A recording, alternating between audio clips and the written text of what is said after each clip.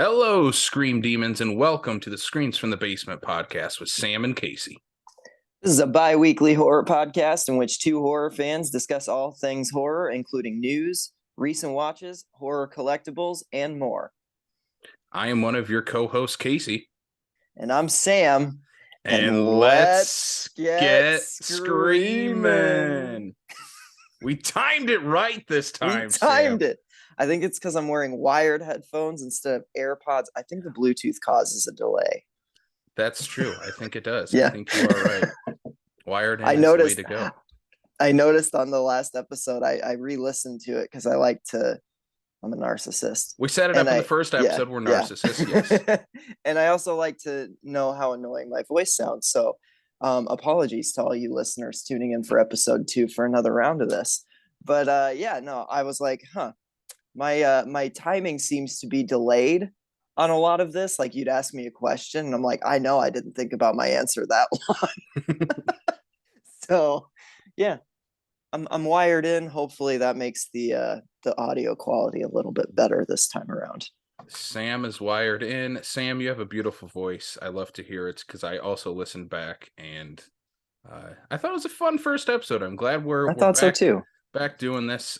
Great response so far to the podcast. So thank you all so much for listening to our first inaugural episode where we talked about some of the upcoming movies in 2023. And this is kind of like a direct sequel to that episode almost, because most of what we're going to talk about in this episode was briefly hinted at or discussed a little bit in that first episode. Yeah. I mean, most of our news when we get to that is literally the movies we talked about that didn't have a trailer yet now have a trailer 2 weeks later. So including one that we speculated, two that we speculated, we'll be getting a trailer sometime soon. And it wasn't more than a couple days after we posted the podcast. Actually, I think one of them dropped on the day we posted the podcast. And I was like, hell yeah. We are the Simpsons of horror podcasts. We predict the future. Yeah. But only 2 weeks in advance instead of 20 years. No, we can't predict that far out. Sam, how you been doing? Good. How have you been doing, man? How have you been? Like, what's going on with you? I've been doing good. It's a new year. It's off to a mixed results here in South Dakota because we are still just buried. Not knee deep in snow, like chest high in snow. And we're off to the movie season pretty much right away out of the gate. So that's kind of cool. I guess horror in 2023 wasted like no time getting started. Yeah. I've already seen 3 new releases, and I guess we'll talk about those later. But man. I've seen 2 of the 3. I'm excited to hear your thoughts on the other one because I do plan to check it out. But should we set up what this episode's going to be about? Yeah. I think so. So, I mean, last week, or not last week, we're not doing this week. Like 2 weeks ago, we talked about our favorite or our most anticipated horror movies. And one of those movies, like the first one we talked about, was M3gan. And we watched M3gan. We both went out to the theater and we watched M3gan, and we decided we were going to talk about M3gan on this podcast. And then Casey had a brilliant idea. What if we did like a double feature type of thing with M3gan? And so we're also going to be talking about one of my favorite movies, Tom Holland, the good Tom Holland. Hollywood's favorite Tom Holland. Hollywood's favorite Tom Holland. His seminal masterpiece, Child's Play. Brad Dourif and Alex Vincent. I was going to say, M3gan's arch rival Chucky, Charles Lee Ray. They're going to go head to head in this episode. Who will come out on top? You guys already know the answer. But before we get to that, Sam, we're hidden here in our basements, aka just our spare rooms in our homes. But we do have some seller news to talk about on this episode. Like we teased right at the top that we have some trailers for some movies we talked about. Let's kick it off with the banger of all trailers, the one that everybody is talking about, including their grandma, because everybody wants to watch Evil Dead Rise. Are you there, God? It's me, Margaret. No, yeah, Evil Dead Rise. Yeah, Evil Dead Rise. Yeah, what did you think? Casey, you've been an Evil Dead fan longer than I have. Like, I didn't get to the Evil Dead series until I was like well into adulthood. So what did you think of this Evil Dead Rise trailer? I'm gonna because I have to throw this line out there from one of the all-time great comedies of the 2000s, Wild Hogs. It's in my skin, bitch. Yeah, I love Evil Dead. It is, I think it's hands down the best horror franchise of all time. Not my favorite, but I think it is the best, and it's like number 1 and 2 between that and my boy Freddy. Watching this trailer, I got major 2013 Evil Dead vibes from this movie, and I don't think that's a bad thing because that movie rules, and I think it is one of the best horror remakes of all time.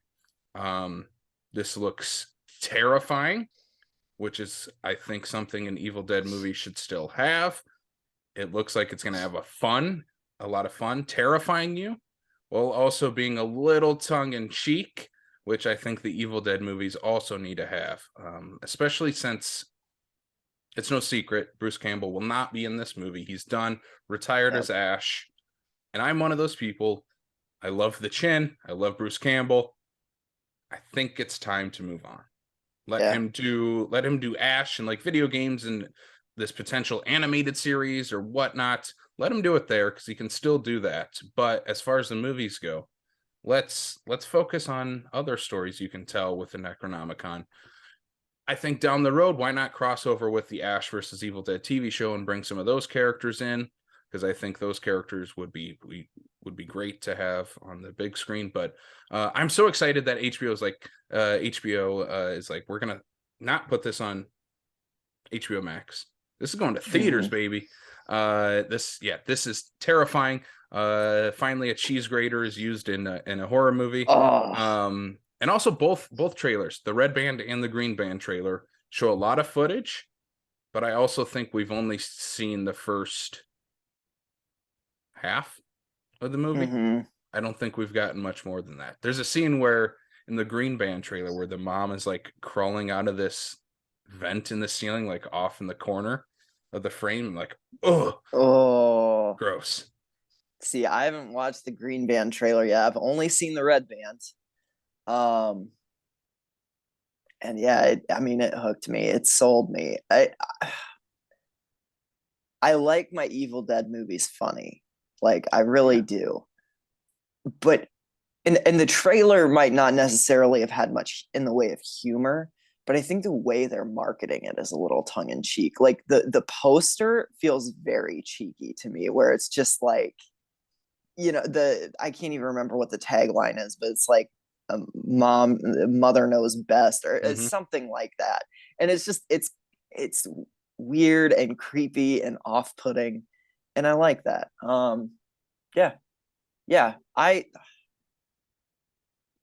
I don't think I like the 2013 remake as much as you. I like the second half of that movie a lot, when it really like puts the pedal to the metal. I think the stuff before that's a little dour, a little downbeat. But I also haven't watched the full thing in quite some time, so I probably should revisit it because my tastes have definitely changed over the years since that movie came out. But yeah, I'm pretty stoked for this. I was shocked at how good this looks, and I don't mean that as an insult. It was a straight to streaming movie, so I was kind of tempering my expectations. And then they were like, "Oh, we're putting it in theaters." I'm like, "Oh wow, well that's cool." I thought we're gonna have another Smile situation where like I liked it, but I'm never gonna watch that one again. I don't know. This one looks like it might end up being one that I'm throwing on a lot. Yeah, it looks fun. Tongue is firmly planted in cheek with this movie. Like, it's gonna have fun scaring the crap out of you while you're having fun watching the movie too. Yeah, and if anything else, you get to see a woman's leg get annihilated by a cheese grater. So, what else could you want? The next trailer that surprised the crap out of me, because I was not expecting this tone for this movie. Yeah. That is the Nicholas Cage, Universal's Renfield. Nick Sam, squared. what did you think of the Renfield trailer? Okay, so Casey, you know how much I love like Universal monsters. Mm-hmm. It's like the original like Universal monsters, the big 30-pack box set that I have is like one of my favorite things I own. I love those movies. I'm still getting through like all of them, but like Renfield is my favorite character from the original Dracula. I was so Mm-hmm. stoked when they're like they're bringing a movie that's focusing on Renfield. I'm like, oh god, that's going to be so much fun. And I still think it looks like a lot of fun, but this trailer is way more humorous than I Mm-hmm. anticipated it being, and also more action packed. Like there are action scenes in this trailer. I was not expecting that at all. I was And gonna I say, just, yeah, Renfield is like going John Wick on people in this movie. yeah, he's like a superhuman John Wick, where he's like taking out people with serving trays and things like that. I'm like, okay, I'm still on board for this. I was, did we see Caroline Williams in the trailer? No. I could not, okay, because She I've also been, said online, she's like, I'm not in this first trailer. okay. I'm really interested to see what her part is going to be, like what her role is going to be. I'm just excited to see her back in like a big mainstream horror movie. Mm-hmm. That's really cool. Um, yeah, I don't know. This looks fun. I'm very excited for it. The glimpse that we get at the end of Nick Cage's Dracula is exactly what I would Yep. have hoped from it. He's very over the top, cartoonish. The let's eat is wonderful. I mean, it's a different movie than what I was expecting. It's maybe a different tone than I would have personally wanted from a Renfield movie, but it still looks like it's going to be a shut your brain off and have fun with this kind of movie, I think. Yeah. Yeah. I purposely did not watch this trailer because I knew it was Okay. gonna play before M3gan. And so Oh, okay. when we went to M3gan, I finally watched the trailer, and the biggest reaction our crowd had through every trailer, through the entire movie of M3gan, was Nicolas Cage walking in as Dracula, and the crowd went nuts of, oh my god, That's it's awesome. Nicolas Cage is playing Dracula. Uh yeah, it's not the tone I was expecting, nor the one I, again, like the one I would go for. Yeah. But I Yeah. don't think that's a bad thing because it took me by Yeah. surprise in a good way, where I'm like, oh, this is the tone we're going for. Yeah, I'm Mm-hmm. in. I'm into this. Because Nicholas Hoult is great at playing this like kind of meek, cowardly type of A character. subservient beta cuck. Yes, and he did that pretty well in the movie The Menu. We'll talk about later. Yes, Uh, yes, he did. And in whereas, Mad Max Fury Road. yeah, yeah, he's great at that, and to have Nicolas Cage as Dracula is like chef's kiss. Let's get this movie out already. Yep. Oh yeah, 100%. It comes out like a week after my birthday and I'm stoked. Like I don't think anything that I'm super pumped for is coming out the weekend of my birthday, so I'm just going to like postpone my 30th until Renfield comes out. I'll turn 30 when I get to see Nick Cage as Dracula. That's the only way one should turn and 30. and not a day before. No. Next trailer. I guess Sam, you said you did not watch this. I will take I the did not. reins on this. Yeah, you Uh, take the reins on this because I have a confession too. I've never seen the original either.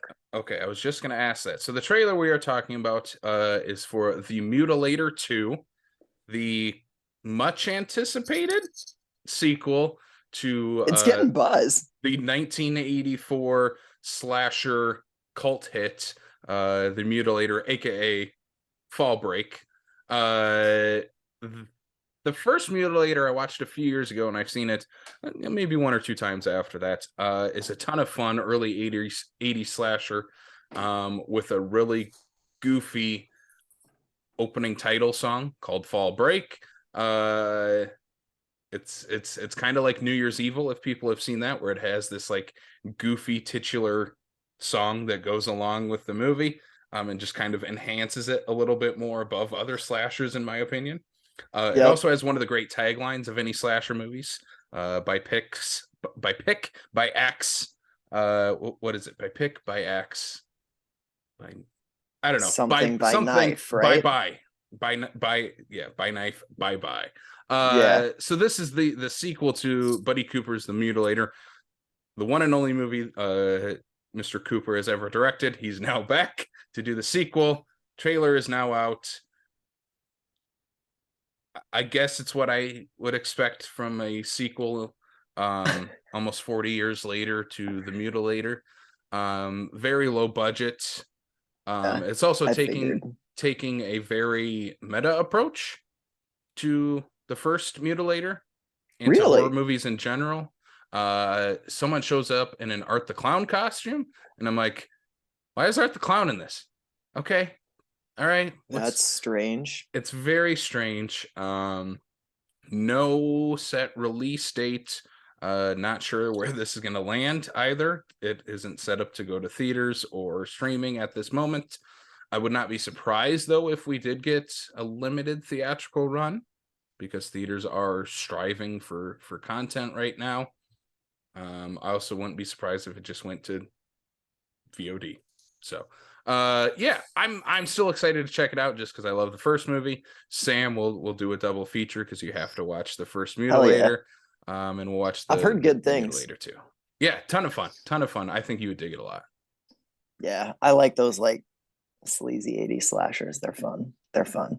Speaking of sleazy 80s slashers, the Friday the 13th series that is coming to Peacock has had some new revelations come out in the last week here, as Kevin Williamson from the Scream franchise, and I Know What You Did Last Summer, is going to be writing at least one episode of the show, and OG Final Girl Adrienne King is set to have a reoccurring role in the series, from That's what it sounds like. awesome.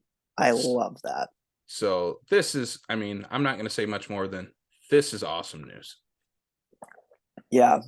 Williamson is so good in television. Like I the Scream series that he produced, it wasn't as good as the movies, but I thought it did kind of capture like what Scream would be like as a TV series. At least the first two seasons. The third one, like I started it, it's really bad. I didn't even finish it.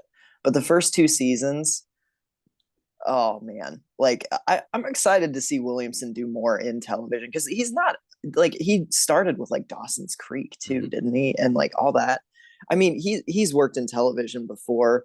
Brian Fuller clearly has worked in television before with like the wonderful Hannibal series. Having these two in the same like writers room together on a Friday the 13th series, that just gets me pumped. I'm stoked for this. We talked a little bit last night at the State Theater about this, but I do think that Friday the 13th has become my favorite franchise of the big three, in this past year, particularly because I've rewatched all of them and I've just grown to realize that all of these are just dumb fun. Like they don't have to rise to the like level of having a Halloween or a Nightmare on Elm Street in their franchise because it doesn't have one of those.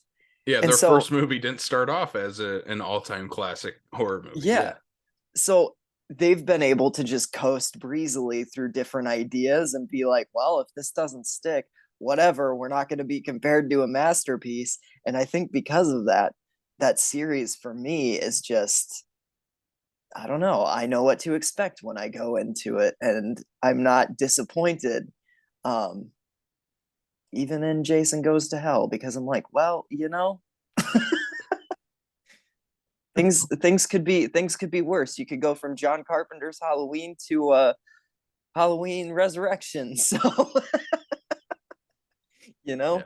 True. Yeah, I'm excited for this. I think they're heading in the right direction for this series. yeah, I'm super stoked for it. I think we are just gonna get kind of what we expect from the series, which I would be a-okay with. Just set it at a summer camp and a bunch of teens get killed off by Jason and or Mrs. Voorhees in the first season.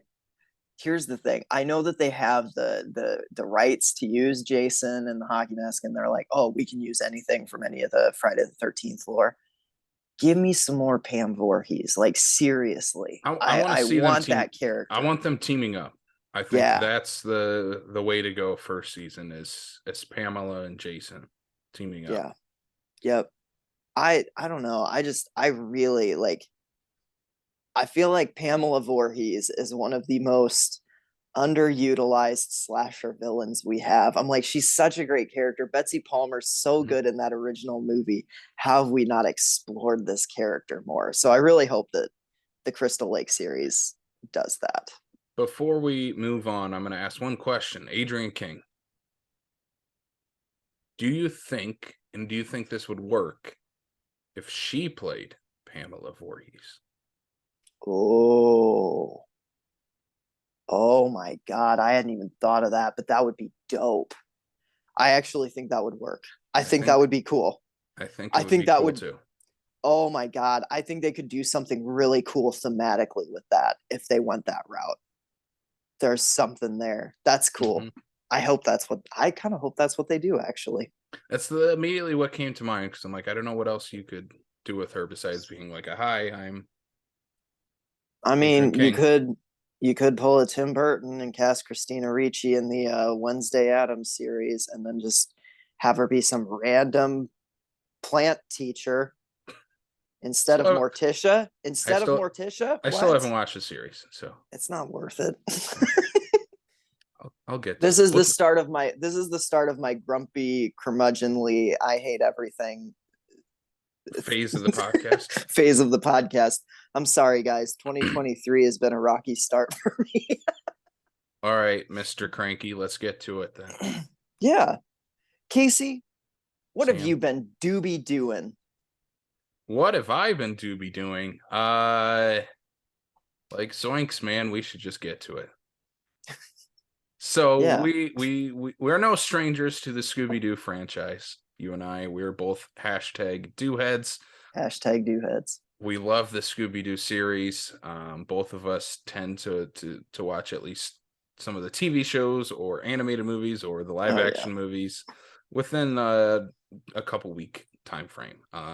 We usually have Scooby-Doo on. So there is a new series out, Sam. Mm-hmm. HBO Max.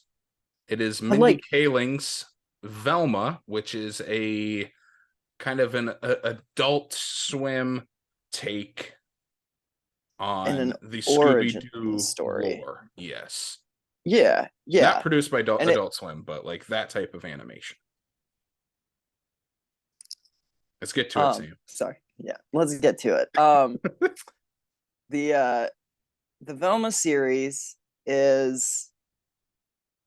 Let me start by saying this. I love adult animation. I love Scooby-Doo.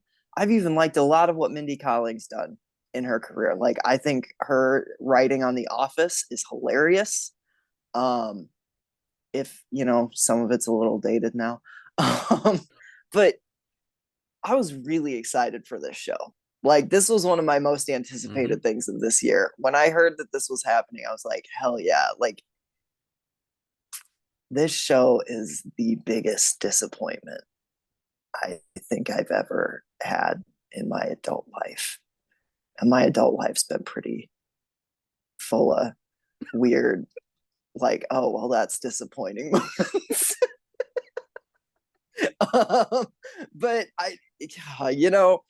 here, Casey, what do you think about it? What do you think about this? I don't want to just like crap all over it. And I know that there are things that you like about it. I struggled to get through the first 2 episodes. I think the characters are reprehensible. Like, none of them are likable. Why do we have Daphne and Velma calling each other things like slut and bitch? Like, what? Why? Why is that? Like, that's not subversive. That's just mean-spirited and snarky and cynical. And I'm just like, it's not even funny. It's just mean. It's just mean girl humor the entire way through. And I don't know.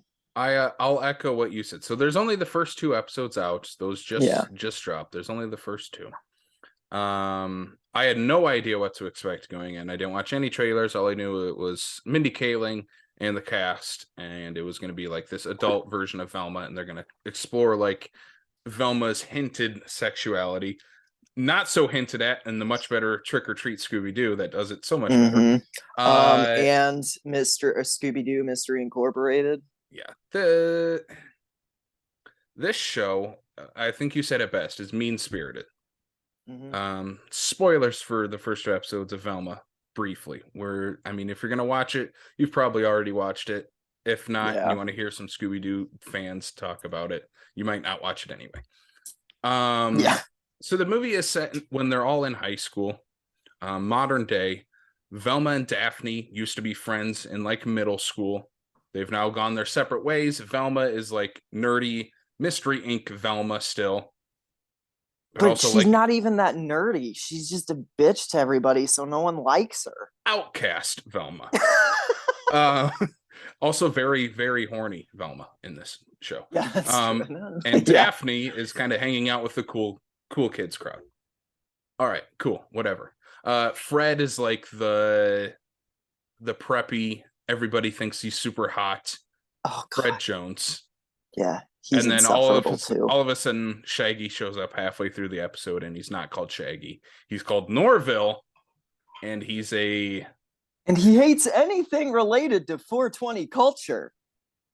Crickets. Yeah. So subversive. Oh my God. He's like a food critic on YouTube or something like that. Yeah. And he's not even eating that weird of food. No. It's like chips. Shrimp chips or something like that. Yeah. I'm like, that's not that weird. No. This dude would eat like hamburgers with peanut butter and chocolate syrup and jalapenos on it. Like, yeah, an eggplant burger with hot sauce or with chocolate hot eggplant sauce. Baguette. With hot sauce. Also, for being a Scooby-Doo show, there's no Scooby. I get it's called Velma. There is 0 Scooby-Doo in this show. And it is also very weird that he's not in the show at all, at least as like Shaggy has a dog named Scooby-Doo. Or even just a stray wandering around in the background if you want to do a When Shaggy Met Scooby story. Yeah. Like, do something with it. So, you want to know what the reason is, though? I was reading an interview with Mindy Kaling, and she was like, this is a show for adults. You can't have a talking dog in a show for adults. And I'm like, Family Guy would like a word for the last like 20 years. Not that that's a great show, but like, you know what I mean? Come on. Like, look at any great animated series. I would even throw like Big Mouth in there. South Park, you have a talking stoner towel and a talking turd that sings. And a turd. Yeah. You know, like, Big Mouth animation. You can do anything. Big Mouth's main characters are talking penises. Like, that's their... What do you mean you can't have a talking dog? Yeah. There's so much more you can do with that. But anyway, positives for this show, because I will play a little bit of a devil's advocate. Each episode's less than a half hour long? Yeah, they're very short. The plot is stupid. It is downright garbage writing in this show. I don't even really know what's happening, actually. The plot like, is there that are 2 kids that died. There's 2 kids that died. Velma's mom has gone missing. Velma and Daphne are sort of trying to figure it out. The blame's been put on Fred. Yeah. And that's pretty much where we are in the show. It doesn't do much more than that. And also, like, Velma's mom goes missing stuff is like, Velma's like, yeah, I'm going to give up solving mysteries because my mom left. And two seconds later, she's like, no, I'm gonna solve mysteries because my mom left. It's like, what? Yeah. There's no character arc in this series, at least in the first couple episodes to set us off on this journey. But the positive, I like Fred Jones in this series a lot. One, I love Glenn Howerton, who does the voice. This is literally just what was Dennis like in high school from It's Always Sunny. That's the character of Fred Jones. And I think it works a lot in subverting what we think of as Fred. Because when you think of Fred from Scooby-Doo, you're like, this is the leader of the gang. He's the one with the plan. he's the one that's going to take the mask off the villain at the end. Right? He's the leader, the Cyclops, the Captain America, right? The most boring character, because Cyclops and Captain America usually are the most boring characters. Yeah. But I think what this series does well is subverting that, where Fred is this entitled little bitch. And maybe too much, maybe too cartoonish, even though it is a cartoon show. Too much.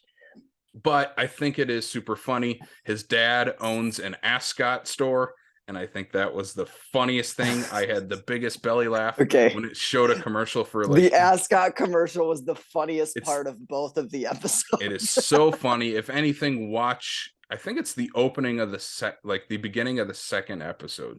Yeah. That has that commercial. If anything, just watch that because it's so funny. But yeah, you might as well turn it off right after the ascot commercial though, because it doesn't get better after that. I don't want to dwell on this too long though either, because I think we are going to probably. You said you're going to give it a little bit longer. I'll give it a little bit more time, but if it continues to be, like, the thing is like you said, there's just no characters. It's wall to wall snark. If they're not snarking at each other, they're snarking at the tropes of Scooby-Doo, or they're snarking at the fourth wall or the audience. And it's just like, I don't know. I don't just want to be like listening to a bunch of snotty people be ironically detached from it. Like, I don't care. The last thing I'll say is, like, again, to go back to It's Always Sunny, because we both love that show. Yeah. What that show does and has done and evolved since then is that it still had something to say, even though you were watching the worst people in the world. It was still saying something about those worst people in the world. This one's just following the worst people in the world, saying, no, you should like them because it's the Scooby Gang. Yeah. Have something to say about that. I don't know. Maybe we'll get to it. I'm going to give it at least this season. I don't think it's getting a second season. No, with the reaction from it, I doubt it would get a second season. I'll give it to the end. I just want to see what happens. I'm more interested in that, what they're going to do. I guess if Mindy Kaling is saying Scooby is not in this, I'm not going to get my hopes up that I'm going to see Scooby-Doo, but I'm expecting to see Scooby goddamn Doo. It's a 10 episode series. I'll give it till episode 5. I'll decide that. I'll continue covering Velma through episode 5 with you, Casey. And if it doesn't get better by then, you're on your own for the rest of the season. All right. Well, every episode we'll keep giving our Velma talk here. Yeah. I do genuinely hope it gets better. Like, I don't want this show to be as bad as it is. Like, I'm very disappointed. Like, I was so ready to love this show. I was so ready to love it. I thought the trailer was great, but the trailer was wall to wall snark. And I thought, oh yeah, okay. So that's like the tone, but that's not all it's going to be. But that's all it is. Yeah. That's all it is. And I was just like, oh, okay. Like, I don't know. It's just, its cardinal sin is that it's boring and uninteresting to me. Like, it's just not, there's just nothing there. So, but you're right. We won't dwell on it because we might be talking about it later in other weeks. So, but that's Velma. Yeah. That is Velma. What else I've been doing? I'm going to just kind of rapid fire through my recent watches, if that's cool. Because I have that's like fine. 12 or 13 of them, and I'll just kind of touch on the big ones I want to throw out there as like recommendations or anything like that. But just quickly to go through them. I watched Scare Package 2, Rad Chad's Revenge. Didn't like it as much as the first movie. Yeah, I'll kind of leave it at that. I think there are some great segments though in this, but few and far between. Mostly the host, the Shudder's host reunion, where it's the ghost of the ghost from 3 Men and a Baby. And I'm like, that's genius. This should not be part of Scare Package. That's a VHS segment, but it's the best part of this movie. I loved it. I watched Nightmare on Elm Street 3, Dream Warriors, the best of the series. I mean, that movie's 5 stars, one of the greats. Watched for the first time, I don't know if you've ever seen this, Sam, The Autopsy of Jane Doe. I still have not watched this. I want to though. I've heard just tremendous things. Yeah, I had never seen it before. Kayla's like, yeah, you have to watch this movie. It's terrifying. 100% correct. This movie is terrifying. Brian Cox, Emil Hirsch play this father-son mortician group, and they get this Jane Doe body in, and weird stuff starts to happen. And literally the whole movie, plot-wise, is the how you do an autopsy, where you start with doing an autopsy on someone, and the mystery that unravels while they're doing it. It is pretty damn ingenious movie and pretty terrifying as well. So highly recommend if you're like me and hadn't seen Autopsy of Jane Doe. Yeah, great movie. Then we watched a movie I'm representing on my shirt, Lucio Fulci's Nice. Zombie. Yeah, Kayla wasn't into this, nor was my buddy Dakota. We watched 3 movies back to back to back. Yeah, they were not into Zombie. I still like this movie a lot. Zombie versus Shark and eyeball gore is 100% my jam, but I can see why people don't like it. Then we watched. I need to check that one out. Fulci's such a blind spot for me, and you always talk him up. So we might just have to do like a couple of Fulci episodes of this cast. So I'm just like forced to watch it. Yeah. Because if I'm not forced to watch it, I'll turn it off after the eyeball gore. We'll get to Fulci eventually. We watched Hostel, which I hadn't seen in a while. Very effective movie. I think it gets a bad rap for being torture porn. I don't think it's really torture porn like a Saw is, where someone's stuck in a trap. It is Eli Roth's 70s, 80s modernized horror movie, where it's these Americans in a foreign land type of movie. I think it still holds up pretty damn well. And then I kind of go into like new movies that I was trying to catch up from 2022 before getting into the 2023 race that we're gonna run into with horror movies this year. I watched Watcher on Shudder, the Micah Monroe led movie. I loved this movie. Super intense, edge of your seat thrill ride. Lots of Hitchcock, De Palma vibes from this movie. Micah Monroe is incredible in this movie. I think one of the best performances of the year. You're with her the entire 90 minutes. You don't leave her. And I think that is a lot of weight to put on one actress, and she knocks it out of the park, kind of like she does in everything. Yeah. I watched Glorious, the Rebecca McKendry directed and written film. I think I like this one a little more than you, didn't I? You definitely did. J.K. Simmons plays a Lovecraftian type of monster in a bathroom stall with a glory hole. That's the setup. I don't think it fully works as a feature-length movie, though. I think it'd be much better as like a 15-minute short, and you kind of just get to everything, because I don't know if I need to spend an hour plus with this character, the lead of this movie. I don't think we need that. And then when you get the reveal of like who he is, it's like, yeah, why did I want to spend time with this guy? He's horrible. Yeah. You know what I mean? The end kind of gives it a little bit of a, like, I was vibing with it and I was just having fun with it. And then the end reveal is a little bit like, it kind of lessens the rest of the movie, in my opinion. I get it. Like, and once it happens, you're like, oh yeah, well, of course. Okay. That makes sense why all of this was this way. What's happening. Yeah. But yeah, I agree. It wasn't like one of my favorite movies of last year, but I had a really good time with it. I thought it was unique. I thought it was pretty like I hadn't seen anything like it. It's a little bit like another movie that we'll probably talk about in a little bit, where like even if it's not for you, I'd still like, even if it wouldn't be for me, I'd still recommend it to people, because I'm like, this is weird. This is like something different, you know? Yeah. 100% give it that. I've never seen anything like it.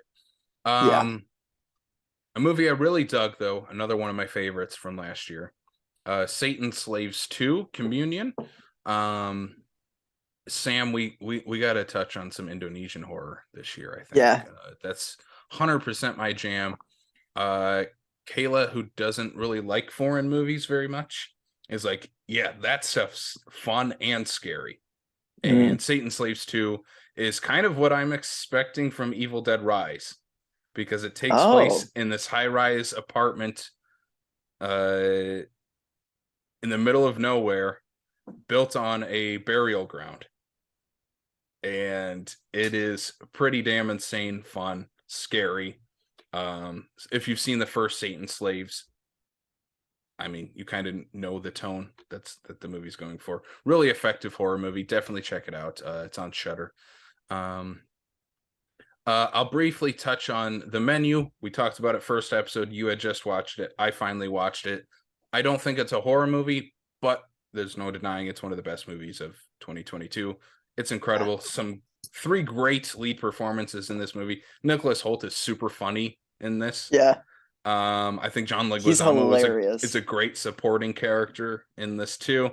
Yeah, go check out The Menu if you haven't. Super funny dark comedy. And it's on HBO Max now. Yes. So like, yeah, definitely check it out because it's wonderful. I can't wait to revisit it.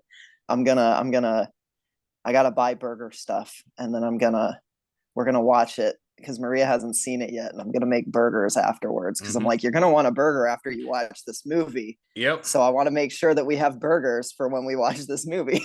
Mm-hmm. Yeah. The last one from 2022 that I finally caught, Pearl. Okay, I'm glad you ended with this because I also watched Pearl. That was actually my first. I have a few more, but Oh, do you? Okay. yeah, sorry. Well, we But can we talk need to about talk Pearl about and then, this yeah. movie because it's so incredible. I liked it more than X. I liked X, didn't love it. Loved Pearl. Mia Goth is I've made it no secret I don't care for awards, but she should be nominated for some damn awards for this movie. Mm-hmm. Hello Shutter, and the Fangoria Chainsaw Chainsaw Awards. Awards, Oh, hands her and down. Ortega are going to be like neck and neck Yeah. this year. Oh man. Pearl is, so I wrote this in my review on Letterboxd, and I think it's pretty apt, and I thought it was kind of funny. Is that you know how when Midsommar. When Midsummer came out, Ari Aster called it Wizard of Oz for perverts. Yep. Yeah, that's this movie. That's Yeah, Pearl. yeah, yeah. Because It's like what I love Midsummer, but it's not Wizard of Oz for no, perverts. Like there's no Wizard of Oz in that movie at all. no. Pearl is like, what if Dorothy went to Oz, came back to Kansas, and never went back, and has to live her life wanting to be bigger than that? Yep. Yep. That's exactly what it That's is. the movie. It's such a good premise. I think I'm the opposite with the X Pearl duology that you are, where like I loved X. X is still my favorite horror movie of last year. X worked for me on every level. I loved it. I thought Mia Goth was incredible in the dual roles, but I think she's even better in Pearl. I just don't think the movie itself is as good, but she is friggin' incredible in this movie. Like I was floored by her performance. I love the scarecrow scene. It's Yep. so uncomfortable and chuckle worthy and just like there are some like gut turning moments in Pearl, including the final scene and the credit roll, which is just it's a chef's kiss. Like that is one of the most uncomfortable and funny credit rolls I've ever seen. It's one of the few, you would call this it's definitely a slasher movie, right? Oh yeah, So called. yeah. Okay. It's a slasher movie. It's a slow burn slasher Yeah. movie where there's not a ton of killing, but it's a slasher. It is one of the few, if not the only slasher movie I've ever like felt during, where you're like, I feel something in this movie. Where Yeah. especially during the credits, where it's like, oh my god, this is terrifying and heartbreaking at the same time. It's kind of how I feel about Midsummer, where Florence Pugh is like crying the entire time, and you get to the final shot of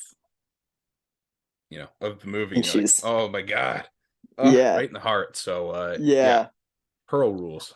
I think so. I actually watched X after I watched Pearl. Like I decided to revisit X, and I think it's a stronger movie after having watched Pearl. I would be interested to see if your thoughts on X change having Yeah, watched Pearl. I need to rewatch it. Because it's like, especially the guy who plays Howard, like his performance in it, like it's just like God. Now, like knowing just that final scene of Pearl and then watching X, I'm like, yikes! Like this is such a weird dynamic, such a weird relationship, and I just love it. Mm-hmm. I can't wait for Maxine. Hopefully that's this year, right? I That's got think to be so. this year. I'm so stoked. I like the fact that we got two pretty baller Ty West movies within 1 year, and we're already gonna get another one this year. I'm like, hell yeah! And not just Ty West movies, Ty West horror movies. Mm-hmm. His spaghetti western was fine, but like I I wanted didn't him to go watch it. back to Yeah, horror. Um, that was also a couple years ago too, though. it That was. It was quite a while ago. I yeah. think it was like 2016 or Mm-hmm. 2017. I'm So gonna say his yeah, last horror film before this was this. wasn't Was it it The The Sacrament? Sacrament? And That that was was like 2013, 2013. Yeah. 2014. Yeah. So it was, yeah, it was We such a missed you, welcome Ty. We're glad you're return. back. We did. We missed you, Ty. I'm so glad. Like, I don't know. I didn't start watching Ty West movies until Your Next, when he got shot in the eye with that arrow. And then I found out that he made movies, and I was like, okay, I'm gonna watch those. And I was like, oh God, he's even better than Adam Wingard. Yeah. And I just Ty West for horror has not missed for me yet. He really hasn't. Like, I don't think he's made a bad horror. Wait, he did Cabin Fever too, right? I haven't seen that, and I know he kind of disowns it, so I don't hold it against him. I don't But hate Cabin Fever too, but he doesn't okay, claim it as his, so I yeah, don't. yeah. Yeah. So I guess I'm talking more like House of the Devil onward. Mm-hmm. Like he just hasn't missed for me. Um, yeah. So I'm really glad you liked Pearl. I kind of figured like you would maybe like when you were lukewarm to X and then watching people react to Pearl. It does feel like most people really love one and are just kind of lukewarm on the other. And I feel like that's where I'm at, where I'm like, I think I gave Pearl like 3.5 stars. X is a fucking 5 for me. But I still liked it a lot. And it's worth it for the Mia Goth performance alone. I have one more before we kind of get to some more crossover, Sam. Okay. Sorry, I should have thrown this one earlier, but I rewatched the movie Ghost House from 2017. That stars Scout Taylor Compton. Okay. I don't think I I've even heard of this. I watched it, I think, on Netflix a few years ago, and Kayla was like, "Let's watch a scary movie," and I'm like, "Okay." With her, it's got to have some supernatural elements and be more modern, but she's seen more than I have in that genre. So I'm like racking my brain. I'm like, what the heck can I show? So I was like, Ghost House. This is a movie I've had in the back of my mind since watching it for the first time. And so I rewatched it, showed it to Kayla for the first time. And if you're into those, like, I don't know, every 10 minutes there's a jump scare scene. Oh. That's this movie. And I think they're good jump scares, unlike a movie we'll talk about in a minute. Um, where something actually happens. Yeah. Um, it is pretty basic, like in its plot and everything, but it's really elevated by the fact it takes place and is shot in Thailand. Okay. So it's not just like, hey, this couple moves into a suburban house, but weird shit starts to happen. It's like, no, this couple's visiting Thailand. They mess with something, stuff starts to happen everywhere. So I would recommend it. It's not great, but if you're looking for a fun 90-minute spook fest, this is it. A good like Saturday evening just throw on Yep. with some pizza and some substances. Yes. Okay. It's that movie. Cool. All right, let's get to our crossover here then, Sam, if that's cool. Yeah. Can we start with a movie that I actually like? Sure. Okay. We watched Friday the 13th Part 3 last night. In 3D. In 3D on the big screen at the Sioux Falls State Theater. It was wonderful. 3D was really bad in certain scenes, and it just kind of added to the experience because you could just tell that they converted this to 3D on a very low budget. Because I think it was the snake. When the snake popped out at the screen, I saw 3 snakes. It was so funny. I'm like, wait, that's not supposed to be the case. But yeah, I kind of dig this movie. Like I said earlier, I'm a massive, like, this year has turned me into a massive Friday the 13th fan. I've watched Jason Lives like 5 times in the last year. I don't know. And 3 to me is kind of a middle of the pack one. It's not one that's like insanely good or insanely bad. It's just kind of a fine middle entry in the franchise. But God, it was so fun to see it in a crowd with 3D. You and I were like giggling at everything. We're laughing at Shelley. You got to watch an eyeball pop out at the screen at us. Like, I mean, it was fun, man. I love that movie. It was a good experience. It was one of my favorite late nights I think I've been to. All the Friday the 13th late nights are so fun. Like, they're great. Those movies are perfect and designed to be that, though. Oh yeah, absolutely. Late night crowd pleasers, nothing more, nothing less. That's what you're getting. This is towards the bottom of the franchise. I think for me, it used to be my favorite for a long time, but it's really gone down every time I watch it. I think the 3D gimmick is a ton of fun. It definitely is a gimmick, though. It doesn't add to anything. It is 100%. 3D is the first thing you think of with this movie, and then Jason, and not camp counselors, just randos that go to Crystal Lake. Yeah, they just like or Crystal one of them Crystal Pond, because there's not an actual lake. It's just this little 10 by 10 body of water. The best part is, like, one of them has a traumatic experience at the lake, so it's like, why did you choose to vacation with all of your friends there? Whose cabin is this? Is it because they're not dating, her and the guy who looks 20 years older than her? Yeah, it's crazy. It's crazy. It's a piss poor written movie that's a ton of fun to watch, that has 45-year-old stoners hanging out with a bunch of 20 somethings. Oh my god, a leather clad biker gang. Discount Chami Chong is like my favorite character in that movie. I love him. A very clearly, like, very early 20s woman with her hair in curls like she's 65 years old in the opening of the movie. Oh my god, and her husband's ancient, and like they put her in like this ratty big bathrobe and like curlers in her hair, and it's like, no, she's still like a 20-year-old supermodel. I was gonna say, she's like 22 years old. Yeah. It's an awful movie. So much fun to watch, though. Oh yeah, 100%. If you have a chance to watch it in 3D on the big screen, do so. Just don't expect to be like, oh my god, this is incredible 3D. No, it's shitty 80s 3D. It's really bad 3D, but it's really fun 3D. All right, the next one, we did a double feature at the State. That was the second one that we watched. Our palate cleanser, I think. Yeah, which was needed.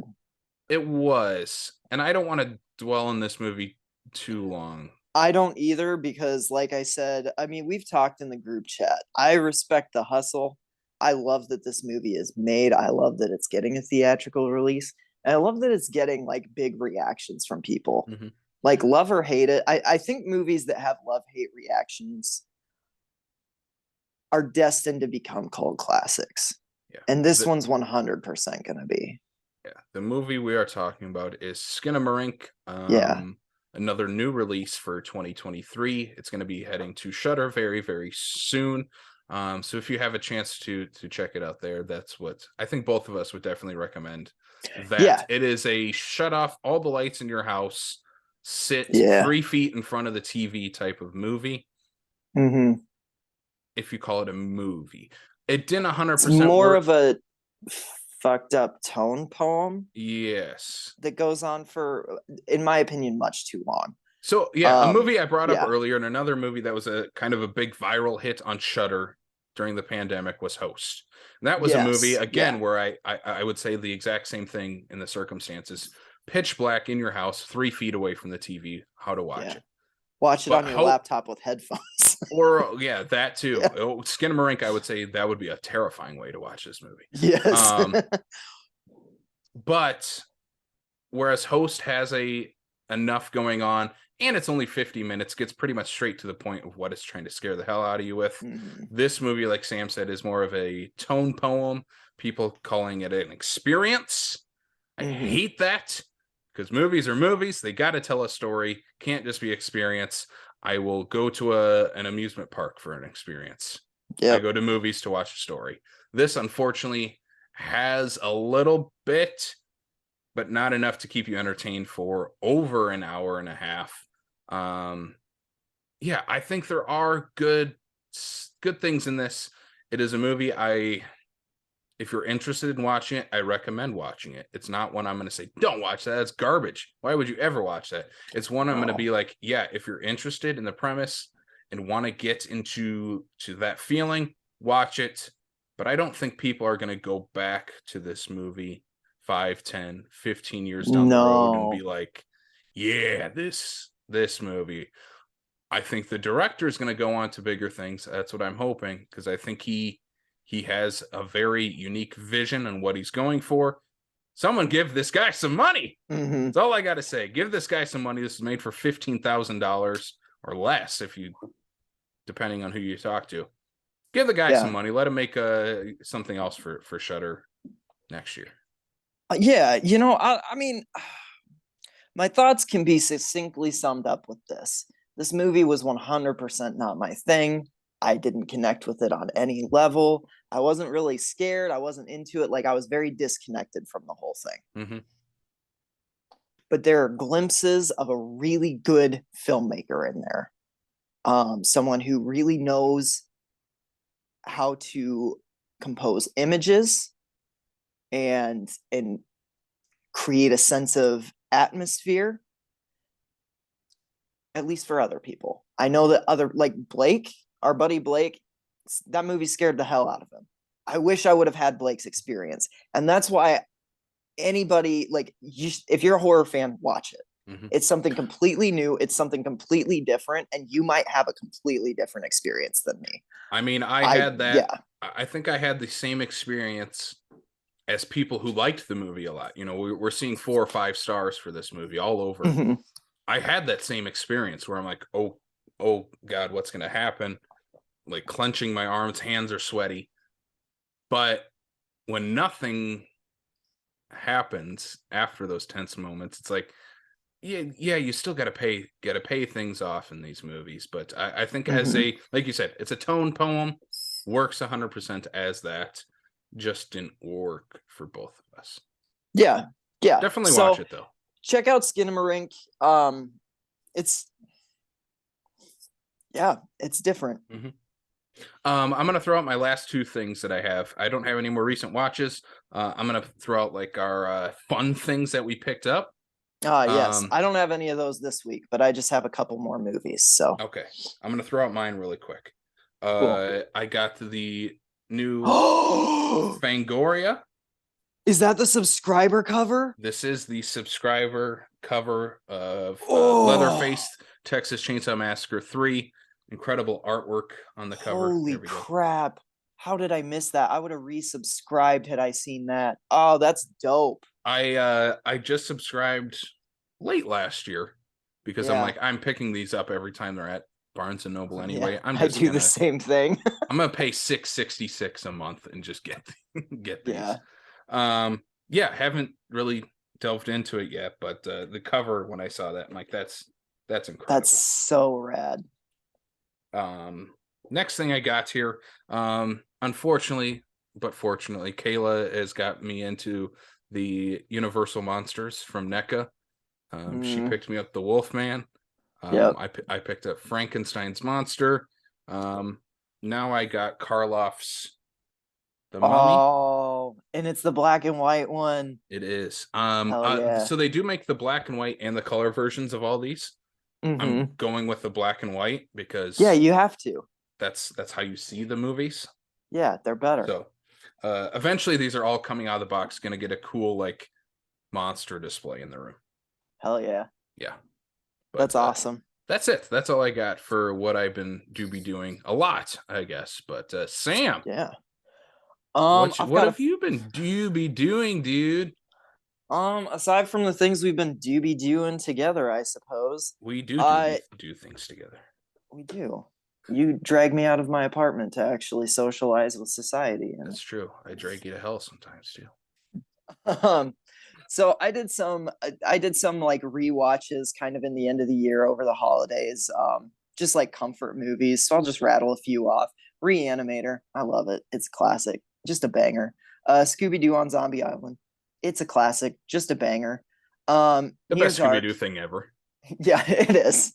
Um, Near Dark is back on Mhm. Shudder, so I had to watch that one again. I love this movie. It's so vibey and like Bill Paxton and Lance Henriksen are magnetic. I actually threw this on as like background noise while I was trying to like draw and do art, and I didn't get anything done. Like every time they were on screen, I was just glued to the screen. It was like all of a sudden the credits were rolling, and I was like, oh, I didn't do anything. Um, so that just attests to the power of that movie, and it's very hard to find. So when it's on Shutter, go watch it. Go watch it because it only stays on there for like a month or two at a time, and then it, I don't know, goes into the black hole of Calcutta for a little while, and then comes back a few months later, I guess. So yeah, Near Dark is great. Um, and then I rewatched Cabin in the Woods, which I know Casey, you're not as big a fan of, but to me, it's just a 5-star movie through and through. I love that one. It's a really I gotta good, rewatch that movie soon because I go back and forth on if I like it or not. dude. I dig that movie a lot, and I think a lot of it is just because of like Fran Kranz's like Marty. I think that character is just one of the best slasher characters ever. Like I love Marty in that movie. And then I did 2 new watches, both of which were a little disappointing. I watched The Invitation, not the Karen Kusama one from 2015, which I still haven't seen yet. I still need to watch that one because I love Logan Marshall Green and Karen Kusama, and I've only heard good things about that one. This is the one from like last year. That's like the Brides of Oh Dracula yeah, take. just hit Um, Netflix, right? yeah, it just hit Yeah. Netflix, and so we watched it, and like it's got a good moody atmosphere. The first part of it is very much like there's very it's very light on the horror elements. There are a few kind of generic creepy scenes where like a maid will get taken into the darkness by an unknown creature and things like that, but mostly it's just this rom-com about this like person finding her old family from Europe, and she Mm. comes to this place and there's like a big wedding, and she's falling in love with the lord of the like estate that they're on and all this. The issue is it tries to make this like a mystery, but if you know the Dracula lore, it spells it out from you for the beginning. You know what I Mm. mean? Like, so there's no Mm-hmm. tension in that setup. And then the third act kind of just falls off the rails. It I like what it's trying to do because it's very much like a feminist take on like the Brides of Dracula lore, and I'm like, God, there's a good movie in there. I just think something was missing from it to give it that extra kick. I thought the lead character was written kind of inconsistently, where like when we're introduced to her, she's kind of like a badass. Like she doesn't really take shit from people, Mm-hmm. and like she's just like, yeah, whatever, and then like she go it kind of fluctuates from what they need, where like some all of a sudden she's like kind of a damsel in distress, and it's like, oh come on, like no, I know you can get up and fight more, like yeah, just little things like that that keep this movie from being better. You know, if you like vampire stuff, you could do a lot worse than this though. So if you're having a lazy like Sunday afternoon and you want to check out The Invitation, you might like it more than Mm-hmm. me. I don't know. I know Maria liked it a little more than me, but she also found it a little bit dull, I guess. Okay. Yeah. Yeah, I was gonna say we've hovered over it a couple times in the last couple weeks on Netflix. I think we'll eventually pop it on. It's fine. It's like yeah. that's what I'll say. It's fine. Like there's enough there in like the set design and kind of the creepy atmosphere. Like I can't remember the director's name, but I hope she gets more work. Like she clearly knows how to stage a cool set piece. I there are a lot of things in this movie that are cool. It's just the sum of the parts doesn't quite add up. You know what I mean? And then one movie, another Netflix watch, one that I really was vibing with until like the last 20 minutes is The Pale Blue Eye, the Edgar Allan Poe murder mystery. Harry Melling, who plays Cousin Dudley in the Harry Potter movies, is wonderful as Edgar Allan Poe. He's a cadet at this place where one of the men, like one of the cadets, was just found hanged, and in the morgue that night, his heart was cut out. And so Christian Bale is this like grizzled drinking detective who's lost his daughter and his wife, and he goes to this academy and kind of teams up with Edgar Allan Poe to solve this mystery. And it's very moody, very atmospheric. It kind of gives Sleepy Hollow vibe, maybe a little less quirky than Sleepy Hollow, but it gives kind of like this like Sleepy Hollow type of vibe for the first two acts. And then the third act just gets really mean spirited, and it throws in a twist that for me did not work at all. It felt very exploitative and cheap.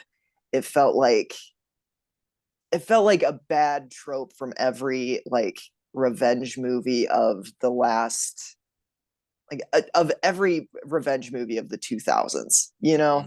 And it was just kind of like, why did you even put that in? Beautifully acted. The last 20 minutes honestly tanked the movie for me. It was hovering at around a 4-star right up until then, and I ended up giving it 1.5. That's literally how much the ending turned me off from it. I did not like the ending. Just, it was like I was enjoying it, and then the ending just drove it off a cliff for me. That said, you might like it more than me.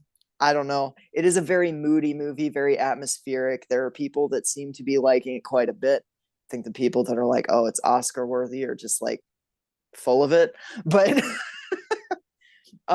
what I will say is it's worth watching for Harry Melling's performance alone. He is 100% doing some incredible work as Edgar Allan Poe. I hope he gets more work. Because yeah, he's very good in the movie. I wish the ending was better. I wish the ending didn't let down the rest of the movie. Yeah. So, again, it's another one of those movies that we've been hovering over on Netflix, and we'll eventually get to it. I mean, Edgar Allan Poe, Christian Bale, that our house is sold. Like, oh yeah, we just got to hit play. So I'm excited to watch it though. I've heard good things, but I have also heard the exact same thing you said of like the ending is the most divisive part of this movie. Yeah, it's just it ends on a really dour, like kind of just mean spirited and icky note, and I'm just like, what? I mean, I don't know. For some people that might work. For me, it did not. So, but yeah, that's what I've been doing.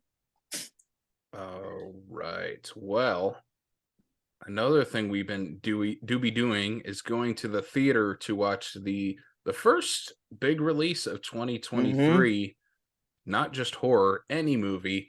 The movie that had James Cameron shaking in his blue boots at M3gan. So we are going to do a double feature here, M3gan and the OG Child's Play. Let's kick it off with M3gan though, because I think we both will have a lot to say about this movie. Full spoilers, I think, ahead. I think we're going to go ahead, probably do a spoiler-filled review. So if you have not watched M3gan yet, pause the podcast right here. Go check it out. Come back, and we'll talk about it in full detail here. Yeah, absolutely. But we kind of talked about our expectations last episode, so I think we can just kind of jump into the movie. Yeah. If that's cool. Yeah.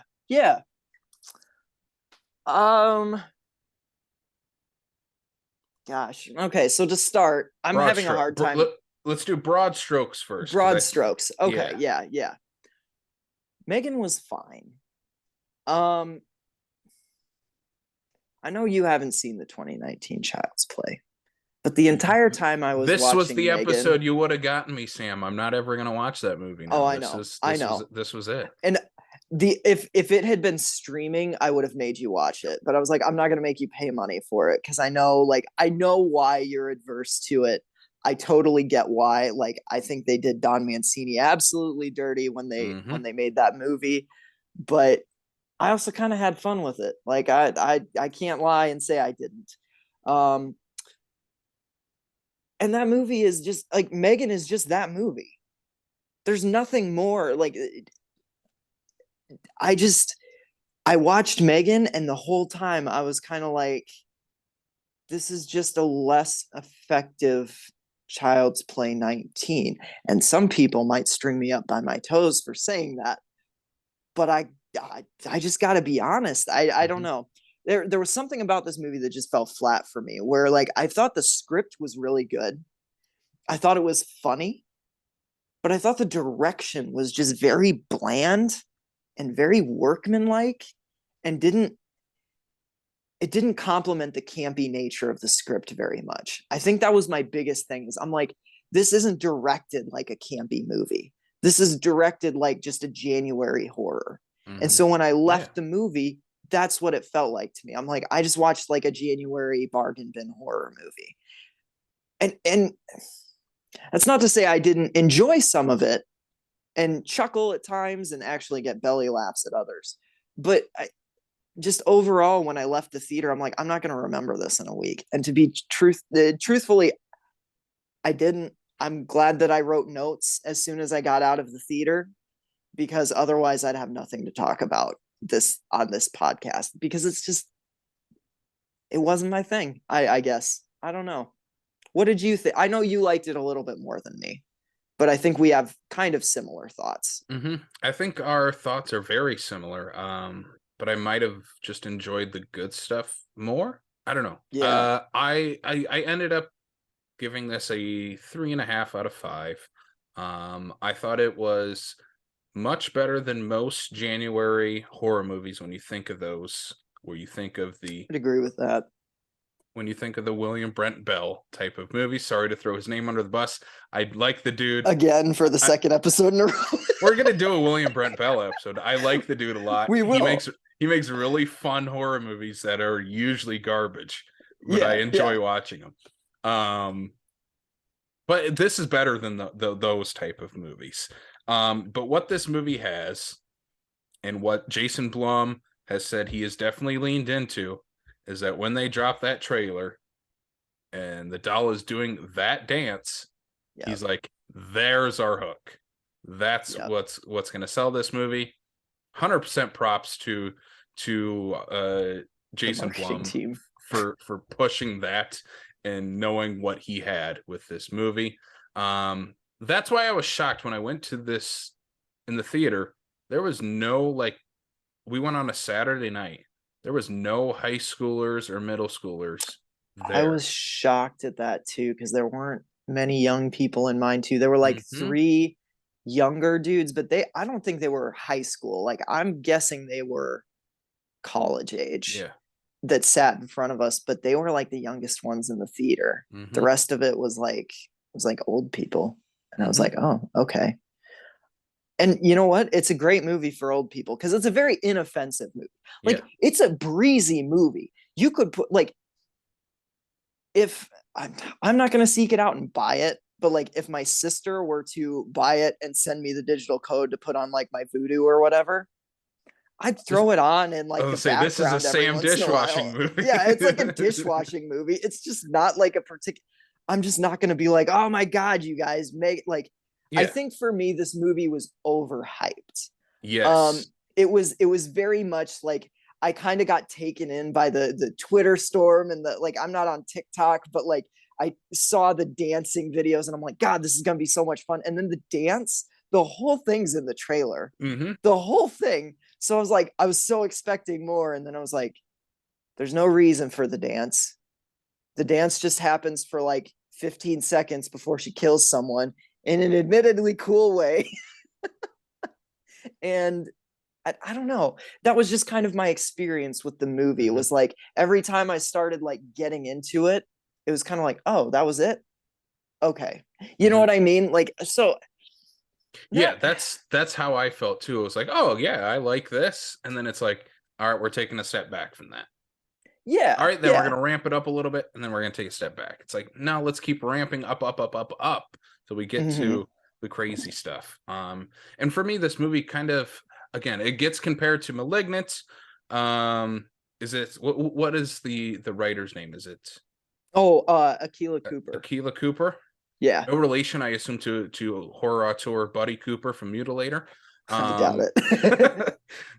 But she wrote *Malignant* and is writing *The Nun* too. We talked about that. Yep. Last and episode. she wrote *Hellfest* and something else, I feel like, too, but maybe not. I don't know. But again, great writer. I think the tongue-in-cheek vibe of *Malignant* is still felt in Megan, but I just don't know if it leans into it enough. And I'm just gonna say, like, people are throwing out, well, this was originally R-rated and should have remained that way. No. The PG-13 rating works for it. That's one of the few things that I was actually excited that it, like, this is a great gateway horror movie. And it pushes the boundaries of PG-13. There is enough to know exactly what happened and show you what happened without being too gratuitous with its violence. And I think this is like the slumber party movie of 2023. Like, this is what middle schoolers around the world. Like, if this movie came out when I was in 6th grade, it'd be my favorite movie.